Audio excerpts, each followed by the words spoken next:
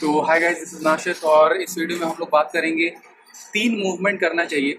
मैं ये वाला सवाल बहुत ज़्यादा हम एक्सपीरियंस करते हैं कि लोगों से कि उनके पास 20 मिनट है, 15 मिनट है और कौन सा वो 2-3 एक्सरसाइजेस करें कि उनका फुल बॉडी हो जाए, ठीक है ना, फुल बॉडी। और इसको आप इस एक्सरसाइजेस को जो हम एक्सरसाइजेस आपको बताएंगे ये बहुत ज़्यादा कॉमन एक्सरसाइजेस हैं, लेकिन लोग हर चीज़ को कॉम्प्लिकेट करते हैं। हम यहाँ पे लोगों के लिए मतलब हम आप लोगों के लिए बेसिकली हम इंफॉर्मेशन इजी करना चाहते हैं। तो इस एक्सरसाइज हम आपको बताएंगे, इसको रिग्रेस भी कर सकते हैं आप, प्रोग्रेस भी कर सकते हैं इस 3 मूवमेंट में।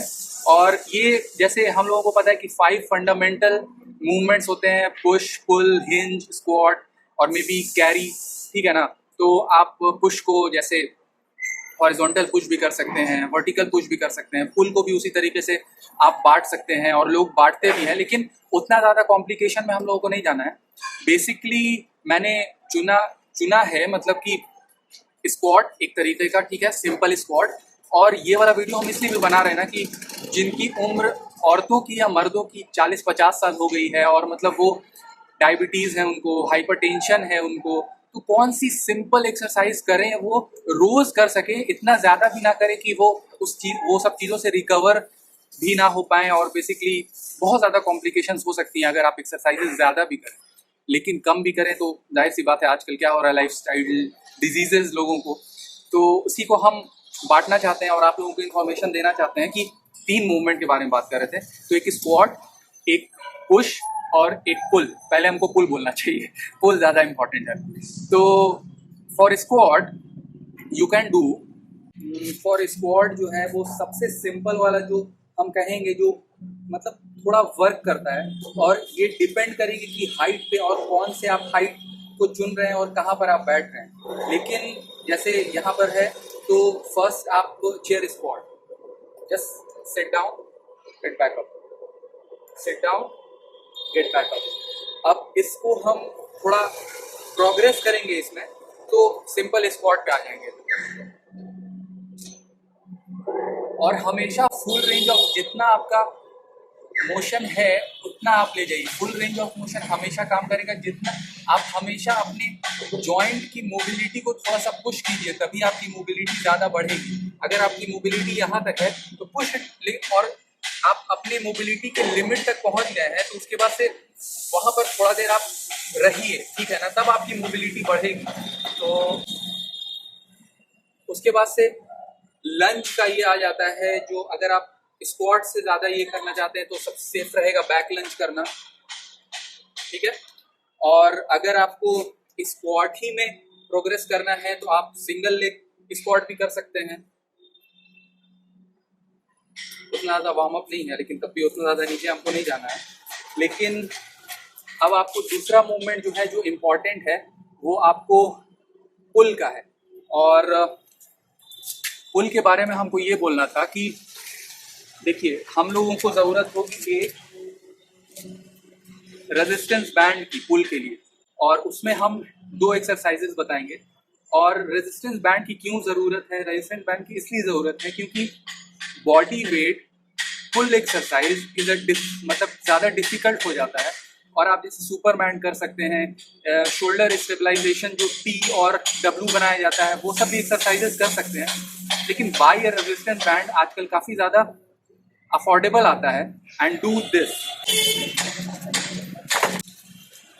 हाँ, तो पहला एक्सरसाइज है बैक में पुल में स्टैंडिंग रोज, और ये थोड़ा आसान पड़ेगा। जो मेरा नेक्स्ट एक्सरसाइज होगा वो सिटिंग रो होगा। तो स्टैंडिंग रो सिंपल है, लीड फ्रॉम द चेस्ट, और सोचिए ना कि आप किसी को एल्बो से पीछे मार रहे हैं, not like this, just don't make it complicated. और यहाँ पर भी फुल रेंज ऑफ मोशन जो है ना, ये पूरा आप छोड़िए। This is not doing, this is not the way.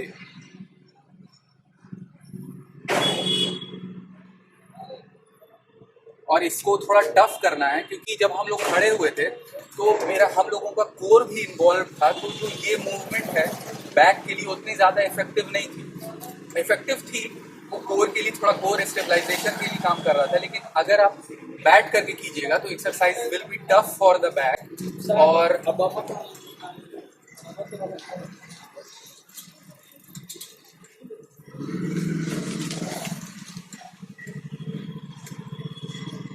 और शायद मैंने बताया नहीं आप लोगों को कि स्क्वाट को आप कितना कर सकते हैं। स्क्वाट्स को आप मे बी स्टार्ट कीजिए 2 सेट्स ऑफ 10, 8 एंड 10। मतलब हम बहुत ज़्यादा, आपके पास टाइम नहीं है, आपको एक्सरसाइज उतना करना अच्छा नहीं लगता है, आपको करने की ज़रूरत है, आपकी एज ज़्यादा हो गई है, तो स्टार्ट कीजिए एक्सरसाइज को एक एक सेट से और 8 से 10 repetition, not more than that.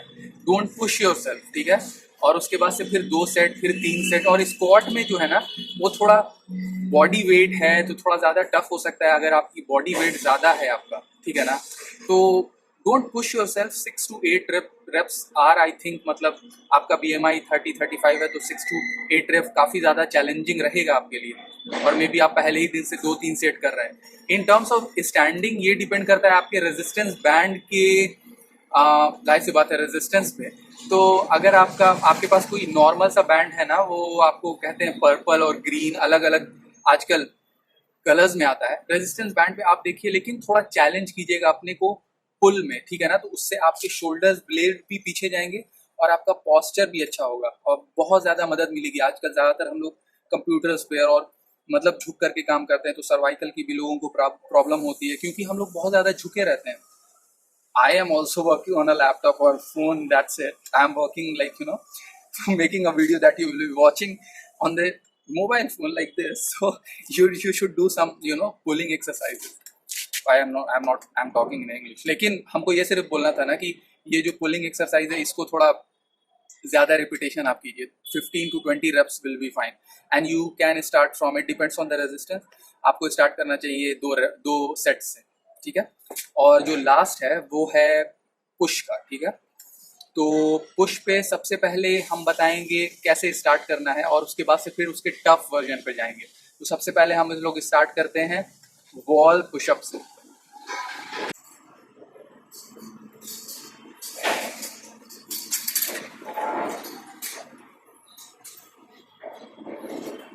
और इस एक्सरसाइज में आपका मतलब किसी को चेस्ट जो है वो इन्वॉल्वमेंट थोड़ा शोल्डर से ऊपर मिलेगा, किसी को थोड़ा नीचे मिलेगा।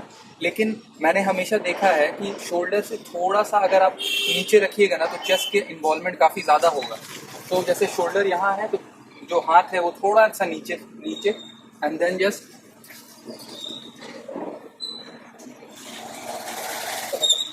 ओके। और इसके थोड़ा सा इसको प्रोग्रेस करते हैं। और अगर वाल पुशअप को हम लोग प्रोग्रेस करेंगे तो इंक्लाइन पुशअप पे आएंगे। और ये भी डिपेंड करता है, अगर आप हाथ, ये जो टेबल है इसकी हाइट इतनी ऊपर रहती तो पुशअप थोड़ा इजी रहता। इसी के लिए वॉल पुशअप में हम लोग इतने ऊंचे पर हाथ रखते हैं तो इजी होता है पुशअप। तो ये यहाँ पर है, इंक्लाइन पुशअप थोड़ा सा चैलेंजिंग होना चाहिए। और अगर बहुत दिन से आप वॉल पुशअप कर रहे हैं तो थोड़ा सा इंक्लाइन पुशअप पे आइए। हाइट थोड़ा देख लीजिए लेकिन चैलेंजिंग होना चाहिए। And the way to do this,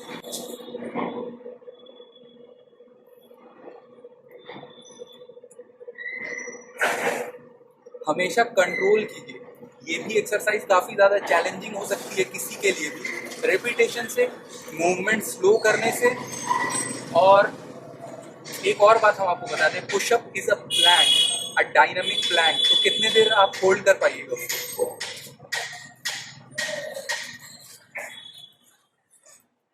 और आप बहुत दिन से अगर आप इंक्लाइन पुशअप कर रहे हैं तो move down to normal pushups.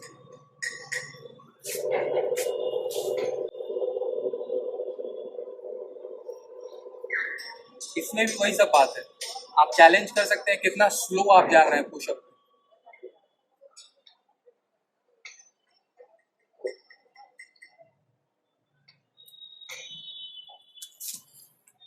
और एक और वेरिएशन, मैंने सोचा नहीं था वीडियो बनाने से पहले कि हम ये भी बताएंगे, लेकिन आप फीट को जितना ज़्यादा ऊपर कर दीजिएगा ना उतना ज़्यादा चैलेंजिंग हो जाएगा। और ज़्यादा अगर नॉर्मल आपके लिए बहुत दिन से कर रहे हैं और चैलेंजिंग नहीं है, then do this.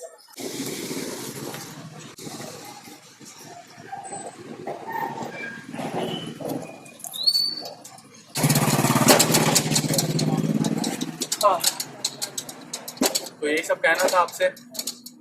Thank you for watching, thank you for listening, and I will see you in the next video. Stay hard, be fit, और I hope this आपको help करेगा ये सब videos. Bye bye. Don't make it complicated, make it easy so that everyone can follow.